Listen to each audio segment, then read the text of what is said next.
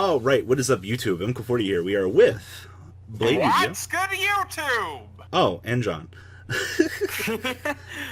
What's going on, guys? We're going to be quickly just talking a little bit about future metagame and kind of where we're predicting decks to be post-list, besides the Orcas, Sky Striker, all the other shenanigans that we're kind of expecting. So, John, what do you think we're going to follow up here with once the big four are put down? So, we're looking, to be clear for everybody watching, we're looking at Solid Boys getting put down theoretically, Orcas getting put down, we're looking at Sky Striker getting murdered, and us ending up with furries and vampires in the megatons. I would think Pendulums are one of the next in line. 8 interruptions, 9 negates, best deck. Well, it's actually been doing somewhat well within the current reigns of Yu-Gi-Oh! We also have Guru Control and Altergeist unlikely to get hits, and a lot of people have been telling me that they shouldn't have slept on Altergeist for so long, and it's a pretty insane deck. Now, Blade. Yeah, Oh, go on. I would agree with John that Altergeist actually get a big buff from Battles of Legend Heroes Revenge as well. Because of Solomon Great Almirage, they can now play Sangan to search a multi-faker for the next turn, improving their consistency, which was one of the big issues with the deck, which is just getting access to multi-faker in an efficient manner. So Almirage is a big buff, so I could see Altergeist personally doing a lot better. Now, Blade, I've heard through the grapevine that you've been testing magical muskets. How are you liking that? Oh, so Magical Musketeers are actually pretty interesting. I mean, I don't see them being relevant. Like, Max is really good, but the deck is still so normal summon reliant. And regardless of Max getting you so much advantage, you need to make sure that your Magical Musketeers actually, like, can stay on the field. Like, if one of your Magical Musketeers gets Ghost Ogre, just as an example, you're in a really bad position because then you can't link for Max, you can't put another one on the field. So while Max is a big buff to the deck, it doesn't help it enough, and I still think Guru, for example, is a better control deck in that aspect than something like Magical Musketeers. Yeah, the big thing Max actually helped with is going second as an option, but it's only one thing. So if Max is getting stuffed, like, it just doesn't help you go second. And with how many decks are able to put out interruptions, negates, etc., Max just isn't the kicker. You need a little more. I mean, cross domination can only do so much. You know what I mean?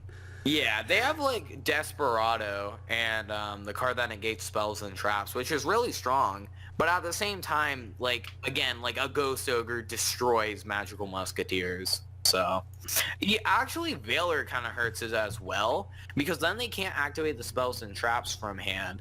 And if they use it on Max, at least, it becomes a big deal. So, yeah. How are you all feeling about Trickstars going forward?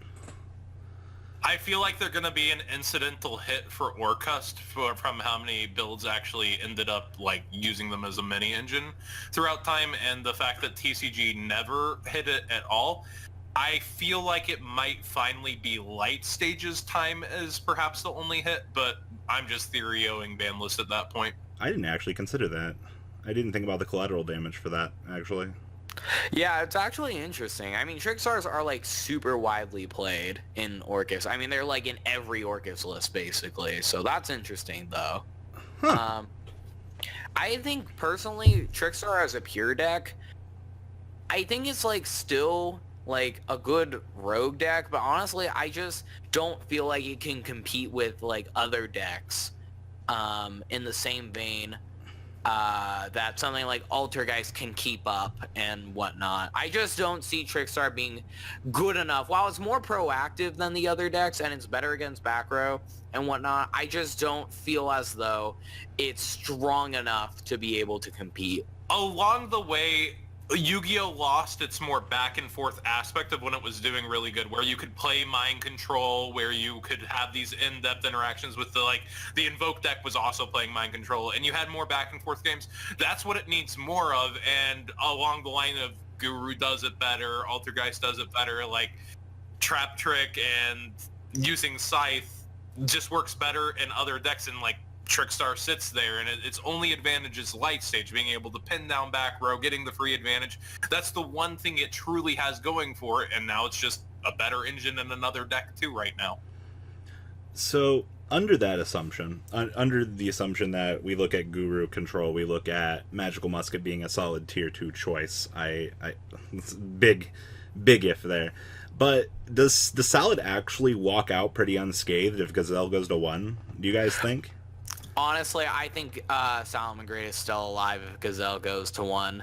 Because, like, okay, so think about it this way. While obviously you can't access, like, later in the game, you can't access a second Gazelle, that doesn't really matter if, like, for example, you're recurring it back to hand with Sunlight Wolf, for example, or if you, because you already have 8 copies of Gazelle, it's like the same amount of copies as something like Candina and Trickstar, just as an example.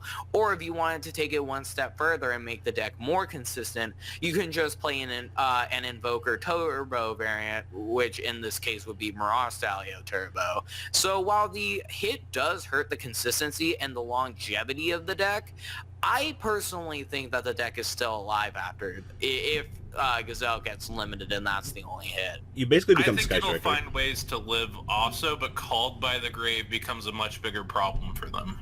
Oh, absolutely it does. But like I said, you become Sky Striker essentially. Like, 1 Kagari, you just gotta time your Gazelle a little bit better, you know? Yeah, it's a fair assumption, but again, it's like, it's going to be floundering. It's going to be, like, the matchups that were easier become much harder. Right. Now, the fan question we're gonna have to ask is thoughts on Harpies for next ban list. Blade, go for it. Me? Oh God. But like, why though? Is it because of that? It's because of that. Top It's because of the French player, and the Feather Storm combo that you're kind of able to resolve and punish your opponent for. Like having a hand trap you can play from your hand is really good. And I mean, that trap is really good. That trap is like really good, and I understand they're getting a Link Monster, but that Link Monster doesn't do nearly enough. I mean, Worms were able to do something when they got Meteor for a week.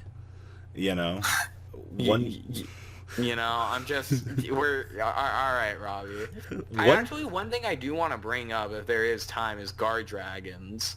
Yep. So, like, how do you guys think Guard Dragons are going to get hit on the ban list, if they get hit at all, and it's just directly, like, are we saying that Guard Dragons are also going to be dead? Are we going to say that combo decks will still be alive? We Because haven't even obviously hit the Megatons for them, and we also have Saryuja being sold in Dual Devastator. So it's like, I really want Saryuja to go to 1 to be the first hit of the, you don't have the free Super Extender, you have to go to Chromatic Spheres or something after directly, no matter what. And like, you have to be a lot more careful with your Saryuja and other decks. That's what I'd like to happen. And I could still see them even putting it to 1, maybe not this list, but the list after, because I feel like there will be a list around Dude, because we'll have 3 YCSs in a row. But at some point, I feel like the hit is Saryuja going to 1, not a direct hit to the Guard Dragon engine. I think LP needs to be checked because the Rocket structure deck's right around the corner, and we're already seeing the OCG start to abuse that whole engine. Don't they want to sell the structure deck, though? Well, we've also got we could ban Red Eye's Darkness Metal, too, because, you know, we still have that card for some reason. And the OCG's been without it for, a format now? So... I do honestly agree with John, though, that Pendulum is like a front runner to be one of the best decks, if like all 4 decks were. Was Red Eyes not an incidental hit for Gandora? It was, but you know how the TCG is with following things up. Yeah, they sometimes do, but we hit Dark Matter instead already, so I don't know that it'll be an immediate thought. Go on, Blade, with your thought. Oh, I agree, though, with John that Pendulum is definitely going to be a front runner in the metagame.